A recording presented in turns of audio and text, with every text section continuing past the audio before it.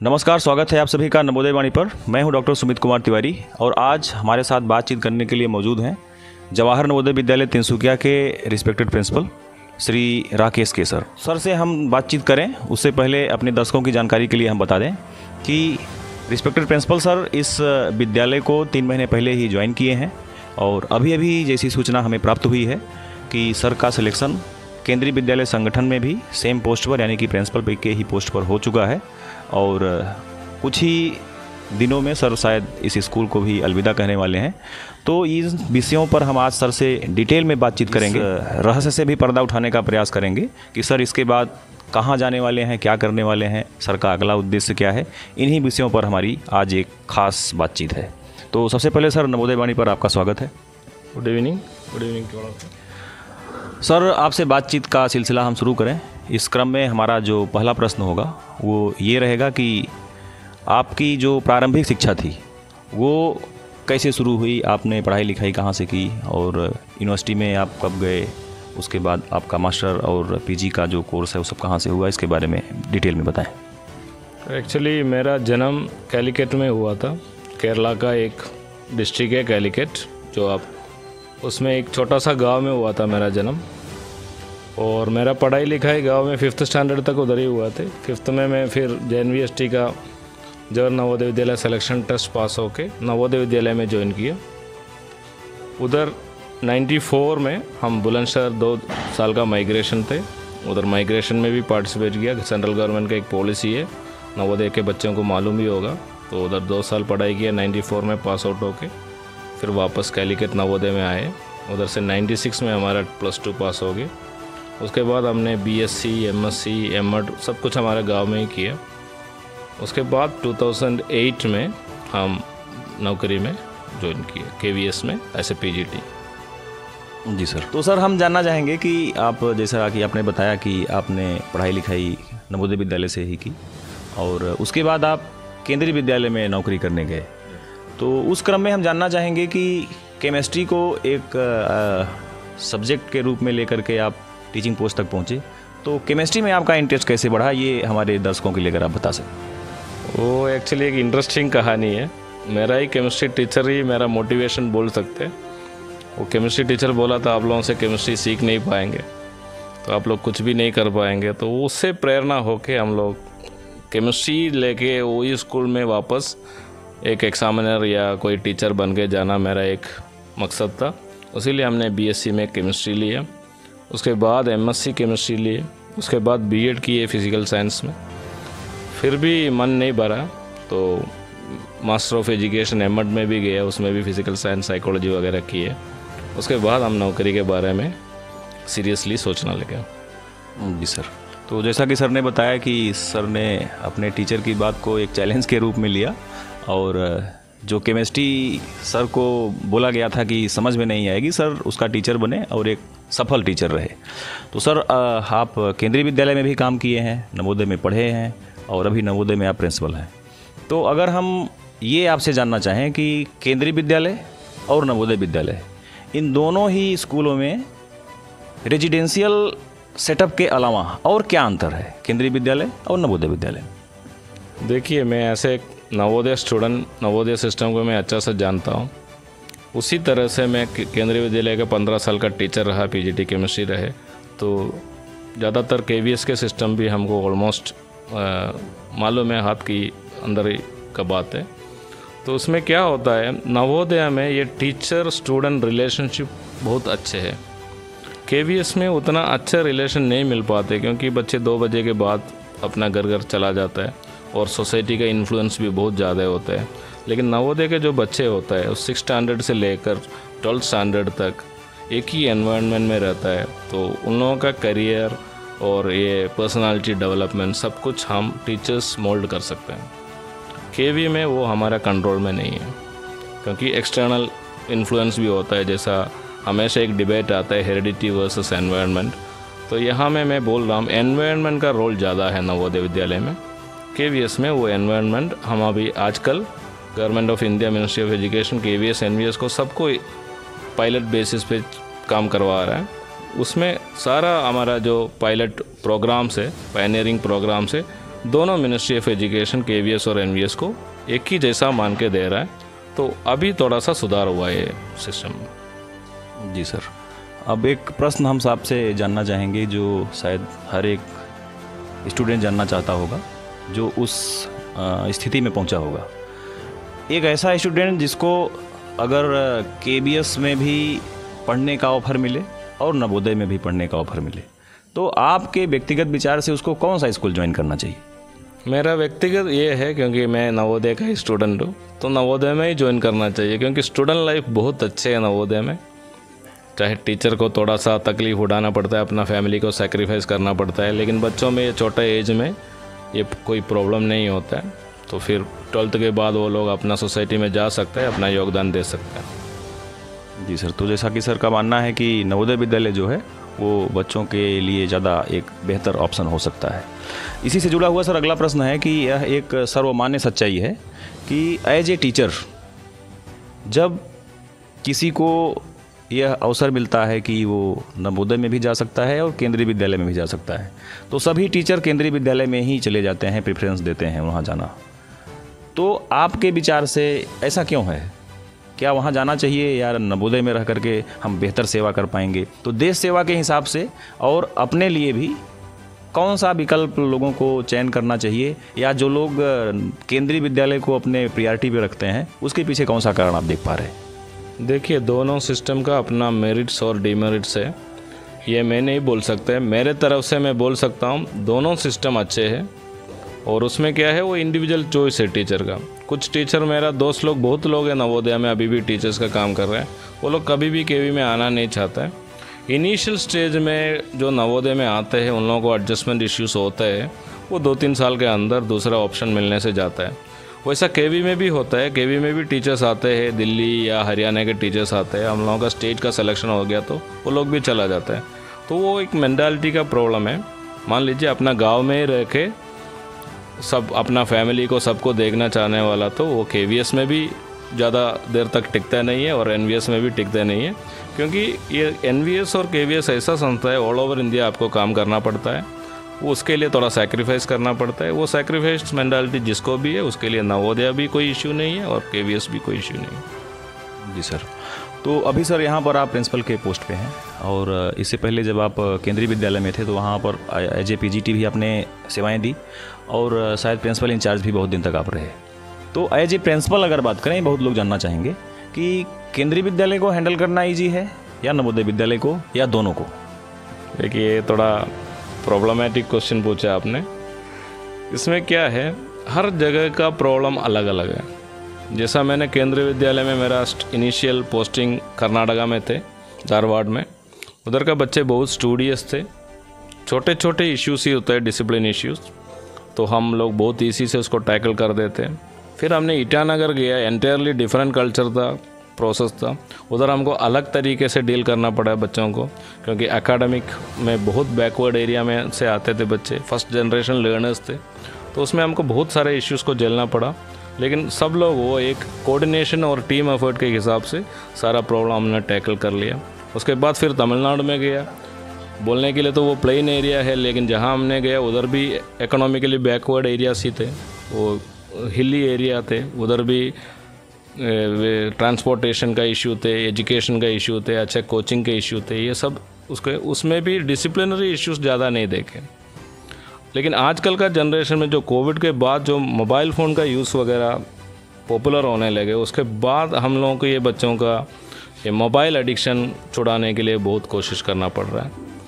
बाकी as an administrator हम बोलते हैं तो कभी कभी हमको हार्ड डिसीजन लेना पड़ता है for the benefit of majority का बेनिफिट के लिए हमको बहुत हार्ड डिसीजन, वो हम चाहते नहीं है, दिल से चाहते नहीं, लेकिन ऐसे एडमिनिस्ट्रेटर करना पड़ता है, नहीं तो इंस्टीट्यूशन आगे नहीं बढ़ेगा।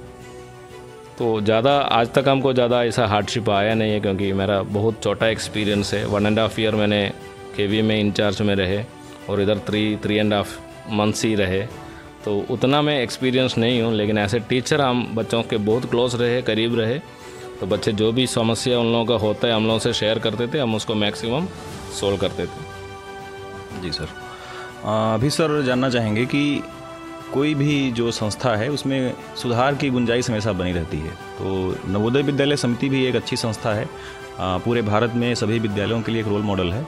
लेकिन यहाँ भी कहीं ना कहीं कुछ न कुछ सुधार की जो गुंजाइश है वो लगातार बनी हुई है।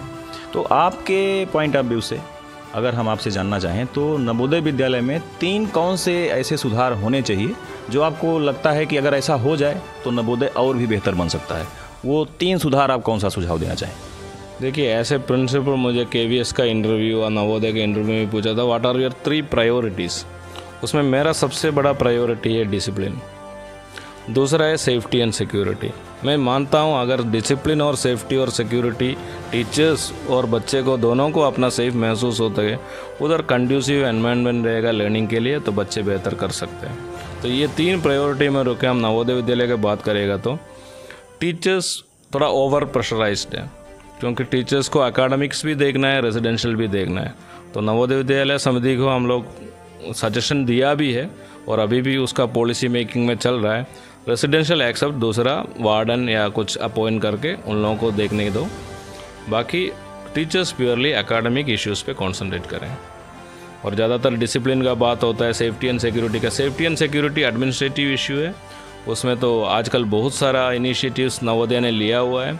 हम लोग आउटसोर्सिंग करके सिक्योरिटी एजेंसी से कॉन्टैक्ट करके अच्छे सिक्योरिटीज़ को लाए।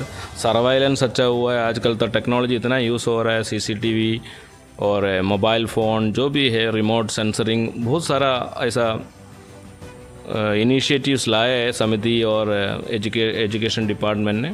उसमें से बहुत सारा सुधार की हम लोगों को दिखने में आ रहा है। आप लोगों को भी अभी महसूस हुआ होगा कैसे हम लोग मैनेज कर सकते हैं रिसोर्स को।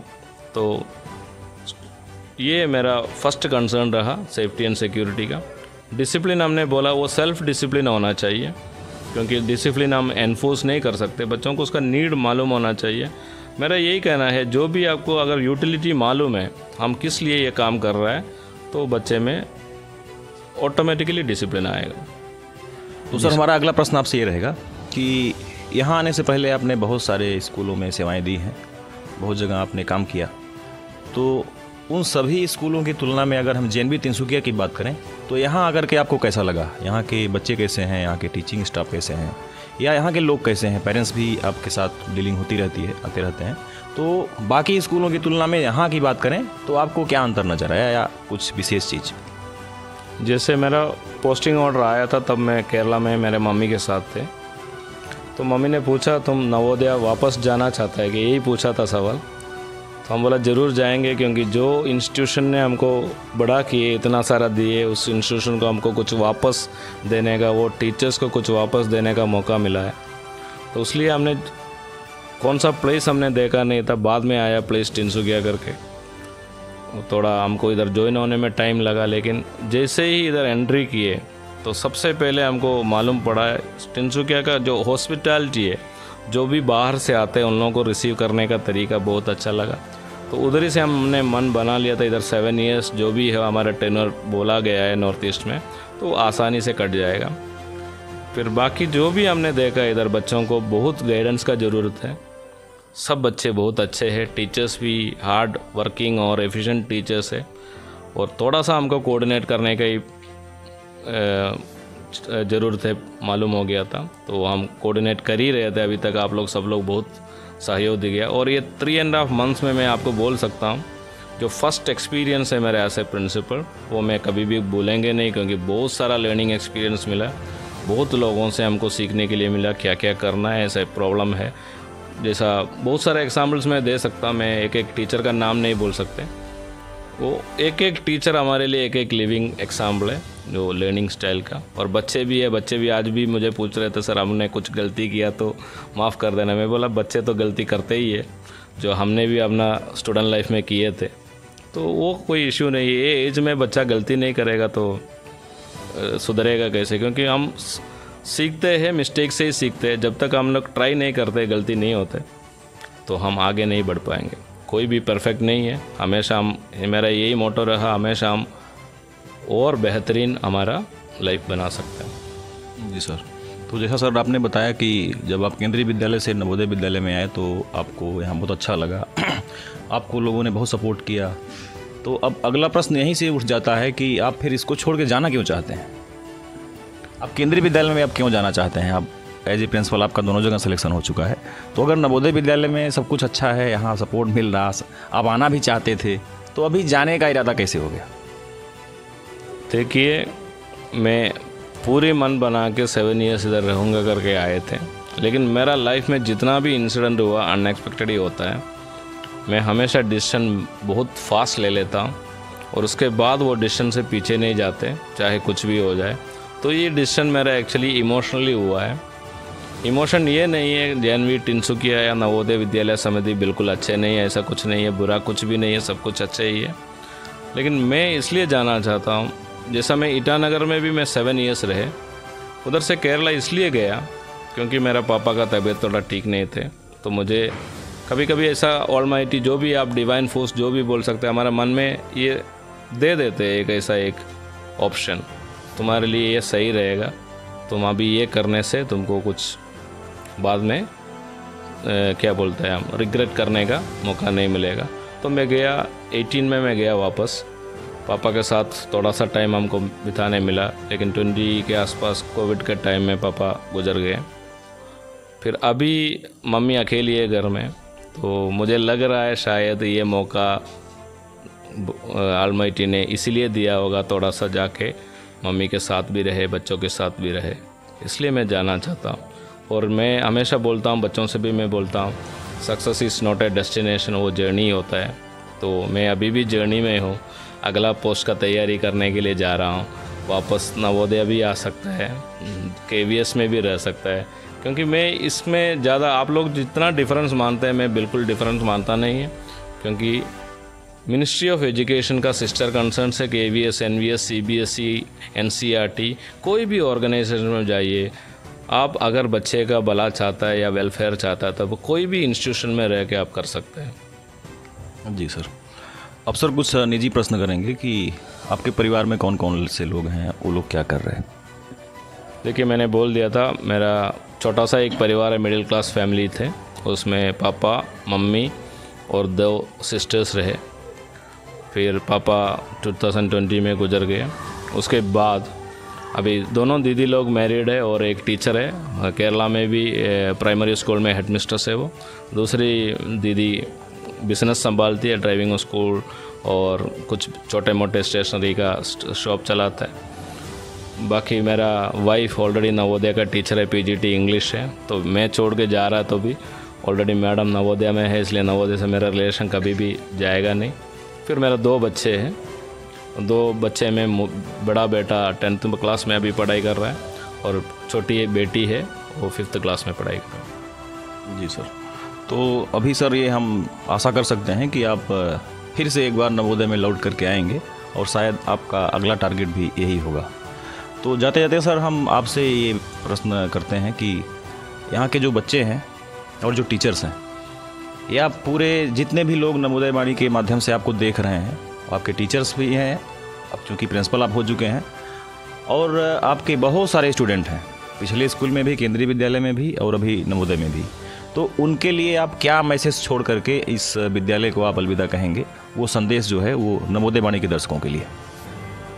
देखिए, मुझे कभी भी महसूस नहीं होता था ये पल आएगा, ओके इतना जल्दी आएगा, मुझे मालूम नहीं था। तिनसुकिया छोड़ के जाना है करके बिल्कुल अच्छा नहीं लग रहा है। आप जिस दिन इंटरव्यू आज ले रहा है, आज मेरा ऑर्डर आ चुका है, मीन्स मेरा रेसिग्नेशन एक्सेप्ट हो गया, कभी भी मैं रिलीव हो सकता हूँ।